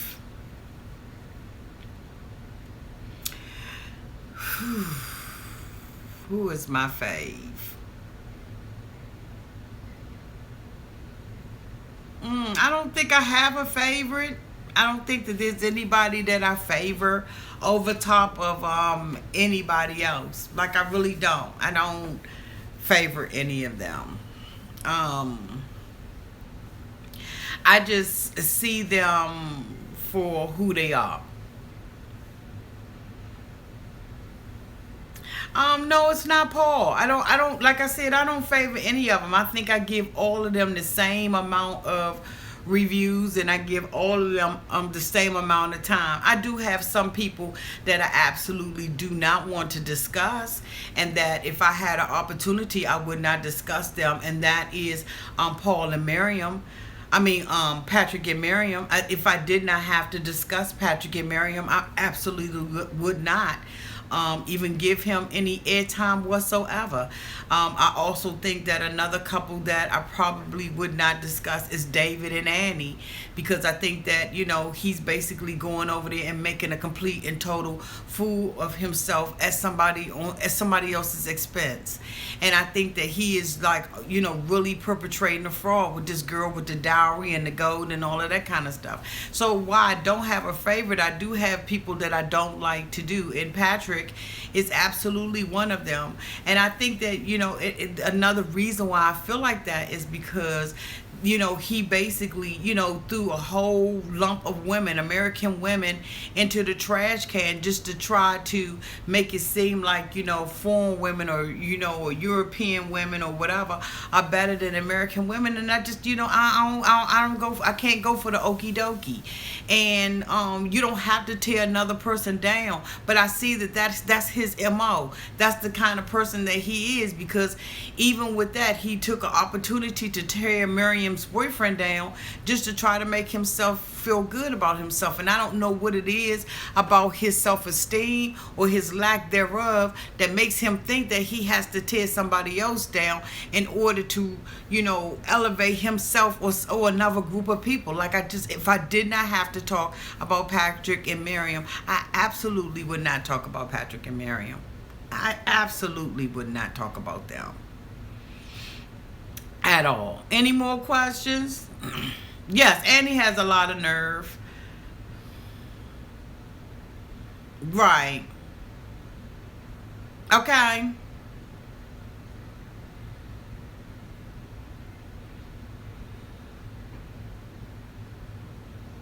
Right.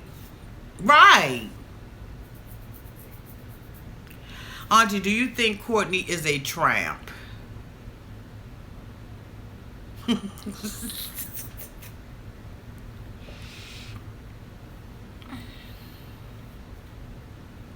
No.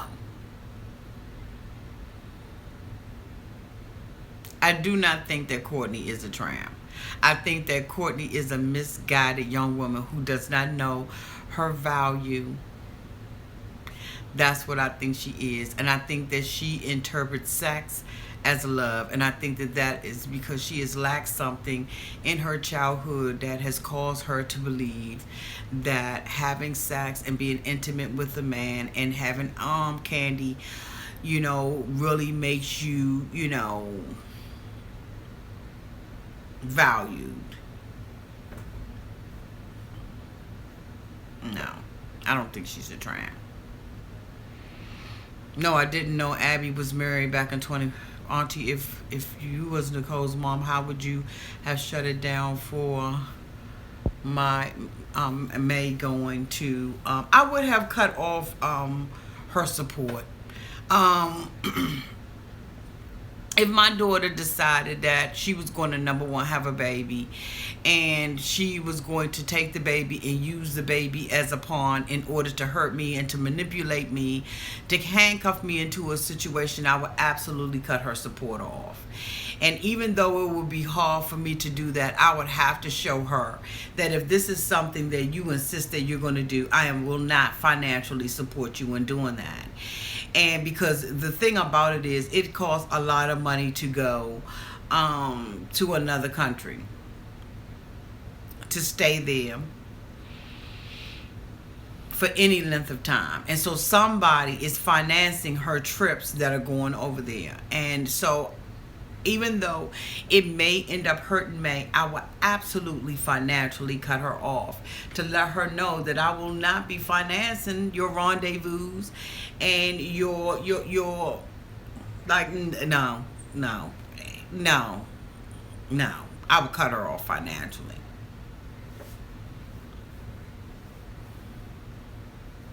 Okay. Okay. Oh my God.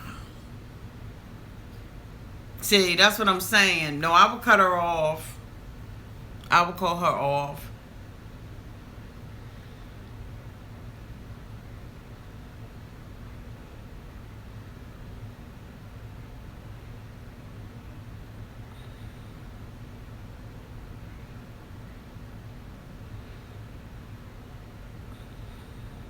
Okay, I had two questions that came up. One was about Nicole and one was about Molly.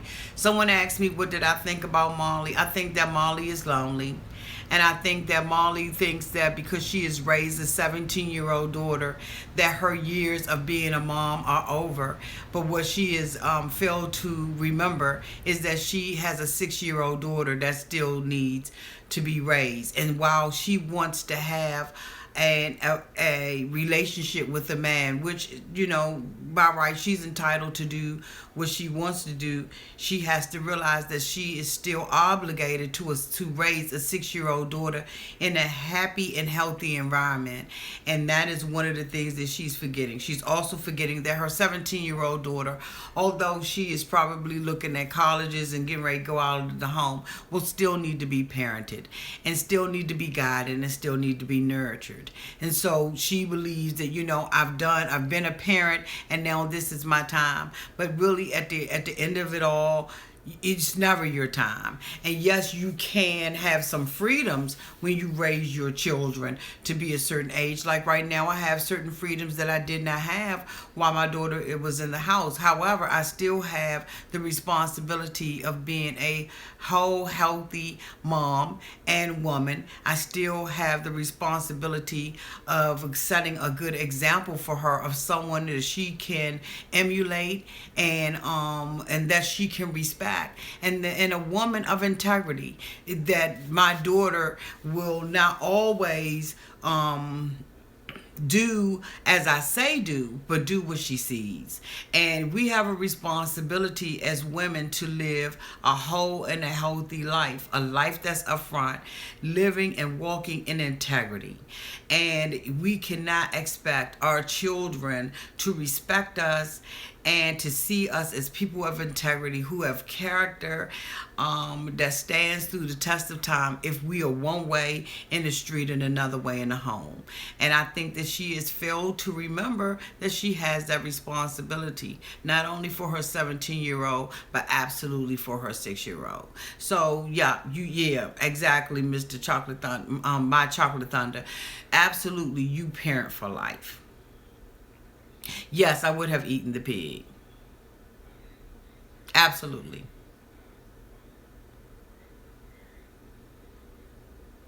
Absolutely. But anyway, y'all, it is getting late, and I have to get up and go to my good old job in the morning. I thank you all for being here tonight. I thank you for your questions, and I also thank you for your love. Thank you so much again for being here during my time of grieving. I appreciate you all, and thank you all for just allowing me to come into your homes another night to be with you at this live chat Nightcap. And on Thursday we will get back together again, and we will be talking about something, I guess. We will be talking about something with these crazy mofos or some other mofos. But anyway, I love y'all. Thank y'all so much for the good nights. I love y'all too. You are absolutely wonderful too. Love y'all to pieces. Thank you to all my new subscribers. Thank you all so much for being part of our family. Y'all, thank y'all so much for being good to one another too when you be out here. Love you all. Good night.